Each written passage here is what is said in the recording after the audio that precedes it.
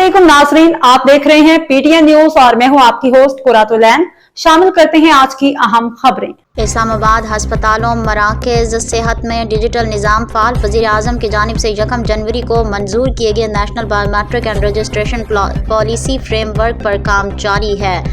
इस्लामाबाद हस्पतालों और मराकज़ सेहत में पैदाइश और वफ़ात की इत्तला के डिजिटल निज़ाम ने काम शुरू कर दिया है। एक्सप्रेस न्यूज़ के मुताबिक वफाकी वज़ीर दाखिला की हिदायत पर नादरा रजिस्ट्रेशन निज़ाम में बेहतरी और खामियों को दूर करने के लिए सरगर्म अमल है और सूबाई हुकूमतों के इश्तराक से पैदाइश और वफ़ात के इंदराज की कार्रवाई अब ज़्यादा मौसर, तेज़ और शफाफ बनाया गया है।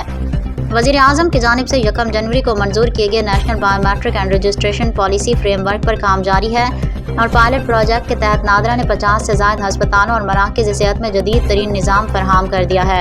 इन हस्पतालों में इस्लामाबाद का PIMS-CTA और FG हस्पताल, लाहौर का लेडी एचिसन हस्पताल, क्वेटा खैबर पख्तूनख्वा, आज़ाद जम्मू और कश्मीर, गिलगित और सिंध के तमाम मुतादिद हस्पताल और मराकज़ सेहत भी शामिल हैं। नए निज़ाम के बदौलत अस्पताल या मरकज़ सेहत में पैदाइश या वफ़ात की इत्तला नादरा को बराह रास्त मौसूल होती है। नादरा वालिदैन या मतवफ़ी के वर्सा को मोबाइल ऐप और SMS के ज़रिए यूनियन कौंसिल में इंदराज का पैगाम भिजवाएगा।